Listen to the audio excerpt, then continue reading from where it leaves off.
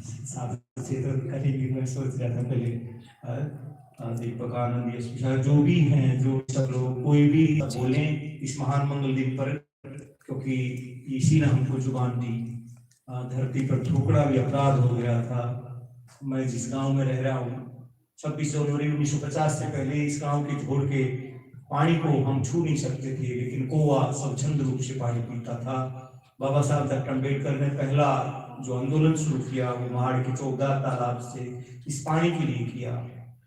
तो इस बारे में आप जो भी कुछ बोले संविधान के बारे में, जो भी कुछ जिसके भी मन में कुछ भी हो वो जरूर बोलें, यही मेरा कहना है। संविधान दिवस दीपक जी बोलेंगे। दीपक थुराना, ये हंसी के पास थुराना गांव से हैं। इन्होंने, मैं इनके बारे में थोड़ा सा बता दूं, इन्होंने शुरुआत गांव की गलियों से रोहतक, भिवानी और जींद के गांव की लगभग हर गलियों में लगभग ये गए और इन्होंने अपना साहित्य दिया। और यहाँ भी इस बुद्ध विहार में ये लगभग अपना समय, जब भी हम इनको बुलाते हैं तो ये आते हैं। दीपक थुराना एक नौजवान बाबा साहब के दोनों बुद्धों के मिशन में ये लगे हैं, तो इनको बहुत बहुत साधुवाद। दीपक थुराना संविधान पर अपना वक्तव्य देंगे। सर्वप्रथम करुणा के सागर भगवान बुद्ध जी को, दूसरे संरक्षक बुद्ध बाबा साहब doctor B are Ambedkar ji के चरणों में नमन करते हुए आप सभी को 26 नवंबर संविधान दिवस की ढेरों सारी बधाइयाँ, शुभकामनाएं। भारत का संविधान हमें बहुत कुछ देता है, अगर हम पढ़े तो उसको, जो भारतीय संविधान की प्रस्तावना है, संविधान का जिसे दिल कहा जाता है, उसी में बाबा साहब ने दर्शा दिया।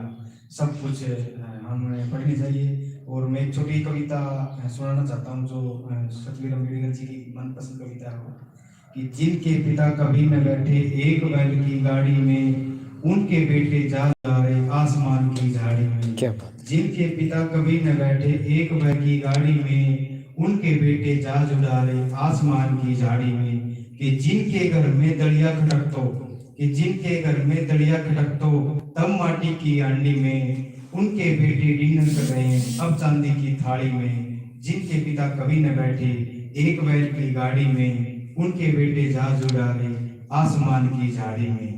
कि जिनके घर से टपकता पानी, कि जिनके घर से टपकता पानी लग चमासा की झाड़ी में, उनकी कोठी अंबर छू रही बीच शहर की बाड़ी में। जिनके पिता कभी न बैठे एक बैल की गाड़ी में, उनके बेटे जहाज उड़ा रहे आसमान की झाड़ी में। कि जिनकी मैया लिपट रही थी, कि जिनकी मैया लिपट रही थी तब फटी हुई सी साड़ी में, उनकी बहूएं सज रही हैं पहन बनारसी साड़ी में। जिनके पिता कभी न बैठे एक बैल की गाड़ी में, उनके बेटे जहाज उड़ा रहे आसमान की झाड़ी में। बाबा साहब बड़ा करिश्मा कर गया, बाबा साहब बड़ा करिश्मा कर गया। ये संविधान लागू होने से पहले की हमारी क्या स्थिति थी, और संविधान लागू होने के बाद हमें अच्छे कपड़े पहनने को मिले, अच्छी गाड़ियां मिली, अच्छी बैठने की जगह मिली। ये सब कुछ में सरे जाता है तो उस महामानव को doctor B are Ambedkar ji को जाता है, जिन्होंने 4 बच्चे कुर्बानी। और महात्मा भाई अम्बेडकर जी मात्र 35 वर्ष की आयु में उन्होंने अपना शरीर बलिदान कर दिया। तो उस माँ त्यागमूर्ति महात्मा भाई अम्बेडकर जी नमन करता हूँ, जिन्होंने उनको हौसला दिया और जिनकी बलिदान से बाबा साहब विदेशों में पढ़ लिख के हमें भारत का संविधान बहुत अनमोल ग्रंथ दे गए, जिसकी वजह से हम अच्छे अच्छे कपड़े पहन रहे हैं, अच्छे अच्छे खाना खा रहे हैं। सब कुछ बाबा साहब की वजह से हम कर रहे हैं, नहीं तो हम पशु पक्षी से भी बदतर हमारी जिंदगी थी। हमें घरों में घुसने दिया जाता था, गली में जाते थे तो हमारे पूर्वजों को तो पता है, हमें तो शायद नहीं पता है, हमें तो पता है। हमारे पूर्वज बताते हैं जैसे पीछे हमारे छड़ा होता था और आगे हमारे हांडी होती थी, उस हांडी को तोड़ा, उस छड़े को काटा बाबा साहब ने। एक 2500 साल पहले की गुलामी को एकदम खात्मा कर दिया बाबा साहब ने। और एक छोटी बात बताता हूँ मैं, जब बाबा साहब संविधान पेश करके आए तो